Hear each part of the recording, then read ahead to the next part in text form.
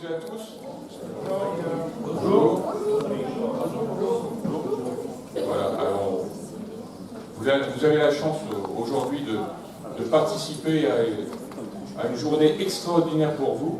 Vous allez réfléchir un petit peu sur votre avenir, sur les études que vous allez pouvoir mener après votre passage au lycée Albert Camus. Donc nous avons le plaisir d'accueillir de nombreux intervenants qui se présenteront au fur et à mesure. Alors, je remercie tous vos professeurs qui ont aidé à la préparation de cette journée. Cette journée qui vous est consacrée est organisée par une mini-entreprise qui a été créée au lycée. C'est la deuxième année que cette mini-entreprise travaille sur cette thématique, c'est Camus Beautiful Event. Ce sont des étudiants de BTS qui sont volontaires et qui, dans le cadre de ce projet, organisent autour de l'orientation des actions pour les élèves du lycée Albert Camus. Alors bonjour. Moi je vais être brève.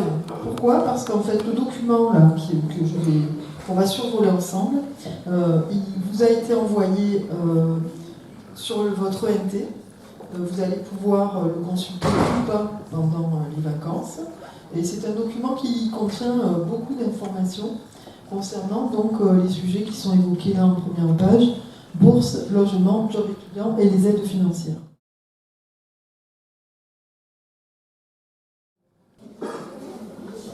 Donc bonjour à tous.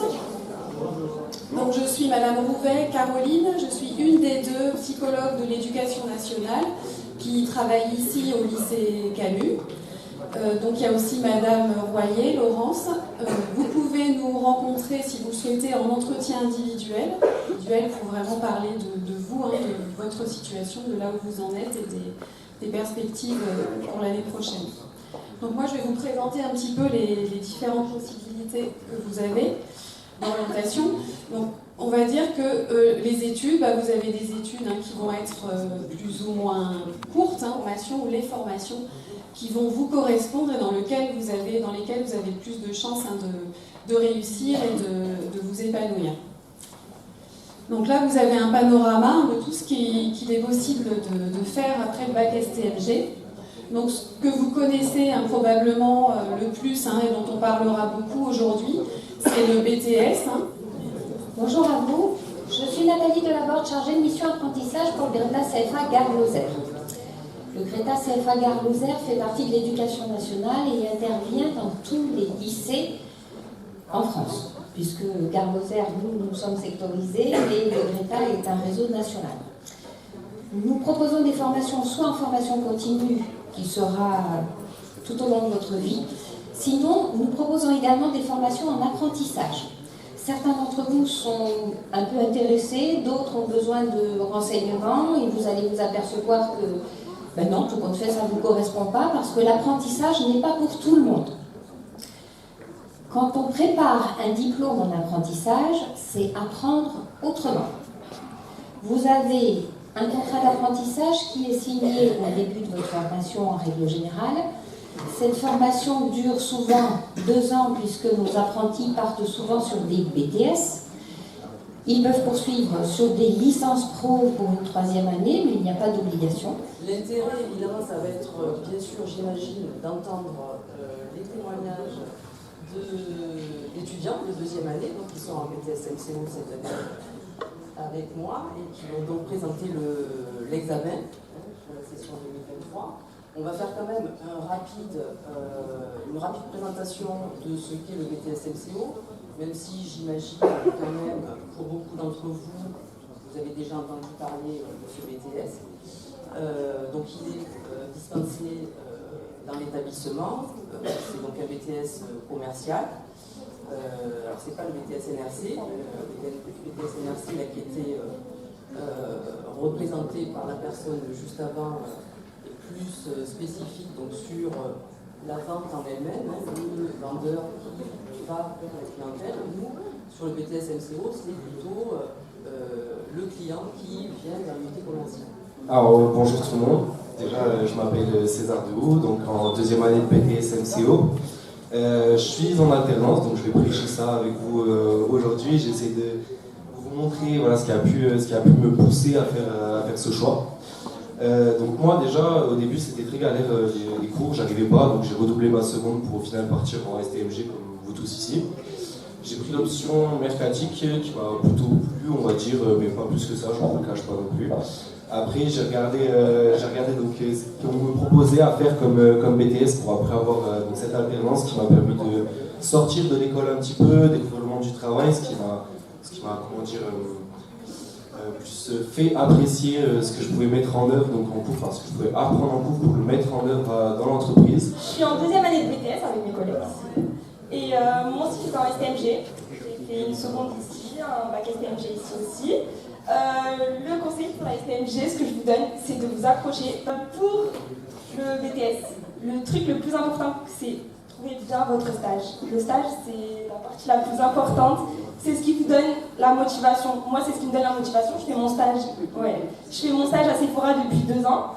Et je trouve ça super motivant en fait, que l'équipe vous considère de plus en plus comme un membre, comme un membre à part entière de l'équipe. Alors bonjour, moi c'est Léonie. Du coup, je vous présente le BTS LCO. Moi, je suis une année en initiale déjà parce que j'ai choisi de la faire en alternance. Pour moi, je voulais me concentrer sur les cours, c'était le plus important. Du coup, voilà, c'est pour ça que j'ai choisi ça. J'ai fait une STMG, mathématiques aussi. Alors, je ne savais pas du tout ce que je voulais faire de ma vie, c'est toujours le cas. Mais du coup, j'ai fait un BTS LCO. Donc, ce que je vous dis, c'est que si vous êtes bon en STMG et bon en mathématiques, par exemple, aller vers un BTS LCO, c'est vraiment tout pareil. Donc le BTS NRC, c'est quoi? Comme vous pouvez le constater, c'est un sigle, si vous pouvez faire un acronyme, avec les 4 lettres maintenant qui viennent évidemment remplacer le fameux BTS NRC que l'on connaissait anciennement. Depuis donc la réforme de 2018. Alors derrière ces 4 lettres se cache évidemment tout un programme, j'ai envie de vous dire. La première lettre, donc la négociation, où on peut se poser la question de savoir qu'est-ce en tant que telle la négociation, même si quelque part ça doit vous dire certainement pas mal de choses. Mais d'un point de vue commercial, on va considérer que la négociation, c'est en fait l'art du compromis. Et c'est d'arriver donc à un rapport gagnant-gagnant, de sorte à ce que chacune des parties en présence puisse ressortir, on va dire, satisfaite de l'échange qui a eu lieu. Ça, c'est pour la négociation. Ensuite, évidemment, c'est la petite nouvelle avec la lettre D pour la digitalisation. Donc ici, la digitalisation fait référence à l'ensemble, on va dire, des applications, ensemble des outils qui sont mis à la disposition des entreprises et évidemment de chacun d'entre nous. Donc la digitalisation, c'est des applications et des outils qui nous permettent de rentrer en connexion avec l'autre. Alors je fais référence notamment à l'outil le plus utilisé parmi vous, c'est le smartphone. Il y a bien évidemment les sites internet, les blogs et évidemment ce dont vous connaissez très bien, les réseaux sociaux. Donc tous ces outils sont mis effectivement à disposition de l'entreprise pour pouvoir développer son portefeuille client et éventuellement, in fine, son chiffre d'affaires. La relation, ici, il faut l'entendre comme étant l'ensemble des interactions qui peuvent se jouer en fait entre l'entreprise et évidemment les clients. Et avant d'être client, ici on va parler donc des prospects. Et enfin le client évidemment qui est l'acteur principal. Bonjour tout le monde. Voilà, je me présente, je suis Rudy Aubert, je suis donc un ancien étudiant du BTS NRC, donc je crois maintenant ça s'appelle NDRC, c'est ça? Donc moi à l'époque c'était encore NRC. Je vais vous présenter rapidement mon profil et surtout mon expérience scolaire et professionnelle. Donc tout a commencé en bac, au niveau post-bac, il fallait faire les vœux, etc. J'avais demandé du NRC à l'époque. Et malheureusement, tous mes vœux ont été refusés. Mon comportement n'était pas forcément le plus professionnel et qualifiant possible. On a eu la chance, j'ai quand même eu une opportunité d'intégrer ce BTS. Il y a eu un désistement, donc une place qui s'est libérée pour moi. Et le moment le plus fatidique, c'était le moment des stages. Donc mes parents tenaient à l'époque un restaurant sur Nîmes. Et ils avaient énormément de commerciaux qui venaient les démarcher, forcément. Donc il y avait des commerciaux dans le vin, dans la viande, dans les fruits et légumes, un peu dans tout. Et j'ai eu une opportunité d'intégrer un domaine viticole relativement connu à Nîmes qui a accepté de me prendre en stage. Durant les 2 ans de formation en BTS NRC, du coup, on a eu plusieurs périodes de stage et j'ai vraiment vécu comme une révélation. À la base, je voulais vraiment pas faire ça de base. Et puis, au fur et à mesure, le temps passé, au fur et à mesure où la formation était dispensée et les stages étaient vécus, j'ai vraiment trouvé ma voie. Je me suis dit, c'est ça que je veux faire. Pourtant, vraiment, on partait de loin. Tout ce qui était scolaire, c'était vraiment tout ce que j'appréciais. Pas du tout, c'était plutôt barbant pour moi. Et finalement, j'ai trouvé ça tellement bien que finalement, j'ai décidé de faire une année de plus en licence pro. Donc, je suis parti sur Montpellier, donc en licence responsable commercial vin et réseau de distribution, donc à Supagro, qui est une école montpelliéraine, où j'étais en alternance cette fois-ci par contre pour la licence, et toujours dans mon entreprise qui m'avait accepté pour le BTS, donc le fameux Château de Cambouget. À la suite de ça, j'ai décidé de faire un master, mais j'ai décidé de partir 1 an à l'étranger avant pour pouvoir vivre de nouvelles expériences et surtout apprendre l'anglais, qui n'était pas forcément mon point fort de base. Je me présente, je m'appelle Evan Tramier, j'ai 21 ans. Je vais vous présenter un peu mon parcours professionnel et mes choix de formation. Donc, je suis en 3e année, donc bachelor responsable développement commercial. Donc, je travaille au sein de l'entreprise Mercedes Garage Froment. Donc, c'est la vente utilitaire et poids lourd. Donc, avec de temps en temps un peu de voiture, mais on travaille essentiellement qu'avec des professionnels, donc en B2B. J'occupe le poste de commercial. Ça va faire 3 ans que je suis dans cette entreprise, donc pour mon BTS et mon bachelor. Je fais différentes tâches au sein de cette entreprise. Donc des convoyages, je vais chercher des camions un peu à droite à gauche, Perpignan, Grenoble, des fois vers Paris, tout ça. Je fais pas mal de prospection téléphonique pour récolter de nouveaux clients, pour augmenter la notoriété de l'entreprise. Bonjour tout le monde, mesdames et messieurs, vous êtes tous en première terminale, c'est ça? STMG, terminale STMG. Donc vous avez pour cette année le choix d'orientation. Vous avez déjà entendu mes collègues parler des formations qui les concernent. En ce qui me concerne, il s'agira du BTS Commerce International. Donc, ça va de soi, c'est plutôt direct hein, dans le titre de la formation internationale. Toute cette formation sera axée sur le développement d'activités et les métiers qui auront trait à des relations avec les entreprises du monde entier. Dans cette formation, on vous apprendra évidemment à faire tout ça dans un environnement interculturel. Donc la grande différence avec les autres BTS qui peuvent être proposés en termes de contenu, c'est qu'on va vous apprendre à vendre, à négocier, à parler, à traiter avec l'Inde, avec la Chine, avec les États-Unis, avec l'Allemagne. Bonjour. Du coup, oui, je suis partie au Canada, donc moi je suis partie un peu plus longtemps que tout le monde parce que ce qu'il faut prendre en compte aussi pendant vos stages, c'est que certains vous demanderont des visas, par exemple, donc il faut faire quand même attention à ça parce que oui, vous pouvez aller partout, mais il y a quand même, comme on vous l'a dit, des contraintes. Donc je suis partie un peu plus tôt pour être sûre de ne pas être recalée sur le territoire. Et je suis rentrée un peu plus tard aussi. Ce qui est bien, c'est que vraiment, quand on va dans un pays, du coup, on découvre non seulement l'aspect de l'entreprise, parce que c'est quand même totalement différent de la France. J'ai fait un bac STMG aussi. Je trouve que le BTS Commerce International, le BTS Commerce International, c'est le meilleur BTS pour poursuivre vos études. Il est complet, vous pouvez après directement aller en licence ou en école de commerce. Du coup, ça vous permet de faire un stage à l'étranger. Enfin, je trouve que moi, je le trouve bien. Je vous conseille de faire celui-là. Et si vous avez peur pour le niveau d'anglais, même si là, vous n'avez pas un niveau super bien, on le travaille en première année et la deuxième... Enfin, si vous faites vos stages dans un pays anglophone, vous allez forcément apprendre à parler anglais. La deuxième année, ils font beaucoup d'oraux. Donc, pour être très simple sur BTS Assurance, déjà, et je vais quand même revenir sur le cœur de pourquoi on fait ça, parce que je pense qu'on a juste oublié de dire le plus essentiel.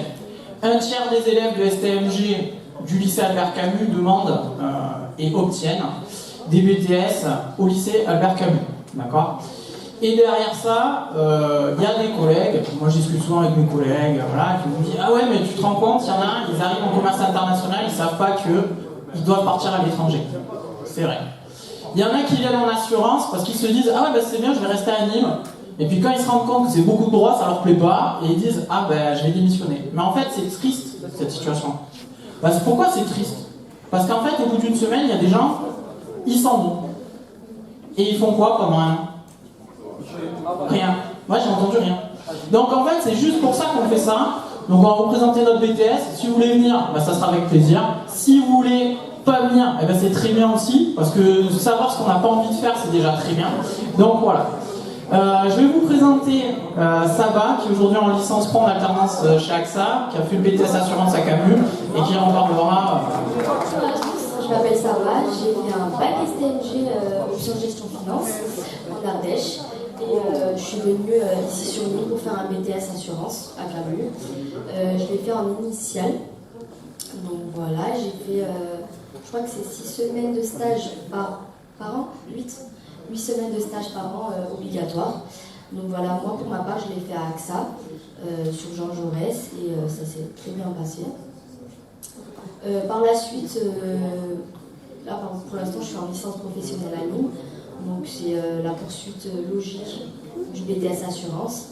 Et vous avez plusieurs opportunités. Et, vous pouvez faire plein de choses après le BTS Assurance. Pour ma part, c'est soit je signe un CDI dans la boîte où je suis, ou je continue en master option gestion du patrimoine. Voilà. Alors moi c'est Eva, donc je suis en première année, donc j'ai démarré en septembre. Donc il faut savoir que le BTS Assurance c'est un BTS qui est très compliqué parce qu'il y a beaucoup de droits, donc il faut aimer le droit pour venir parce qu'il faut vraiment s'accrocher. Parce que si on ne s'accroche pas dès le début, ben, c'est mort, clairement. Il faut aussi avoir un bon comportement, parce que tous les élèves qui ont eu des mauvais comportements, soit sont partis de eux-mêmes, soit ils se sont fait virer. Aussi, le truc important en BTS Assurance, c'est la tenue. Donc avoir une tenue professionnelle obligatoire, pas en cours, mais dans les stages. Pendant les stages, c'est important d'être respectueux pendant les stages, d'être à l'écoute, parce que si dans les stages il n'y a pas d'écoute, s'il n'y a pas de respect et si on ne pose pas de questions, le tuteur de stage ne s'intéressera pas à nous, ils ne nous apprendront rien non plus. Donc voilà, pour ma part après je fais un stage dans un courtier en assurance à Nîmes. Donc du côté du Cap Costière. Donc j'apprends le métier d'assureur, de courtier surtout, où franchement on apprend pas mal de choses là, et l'assurance automobile juste après le stage. En deuxième année on va prendre l'assurance santé, normalement. Voilà, merci. Après, il faut vraiment beaucoup de motivation, aimer le droit, et comme notre professeur nous a dit en début d'année... Aller sur ce qu'elle dit, les fameux 3T, effectivement, j'aurais promis ces fameux 3T. Il y a une raison toute simple, hein. C'est pas par plaisir, c'est juste que si vous n'êtes pas conscient, et peu importe le BTS, hein, je leur dis souvent, hein, parce que c'est pas spécifique à l'assurance, c'est vrai que le curseur, il est très élevé sur la partie juridique, mais quand vous faites le NDRC, vous faites le MCO, le curseur, il va être très élevé sur la partie digitalisation, négociation client, le commerce international, moi j'ai entendu dire qu'il fallait pas être bon en langue pour y aller. Non, c'est pas vrai. Je tiens à vous dire que si vous avez en dessous de 14 de moyenne dans les langues, vos dossiers ne passeront pas sur le CI. Il faut quand même le savoir. Je veux dire, à un moment donné, moi je peux tout entendre, il y a des choses que je ne peux plus entendre aussi. Donc, ce que je veux vous dire, c'est qu'effectivement, nous, avec ma collègue, on promet 3 choses, du travail, encore du travail, du travail.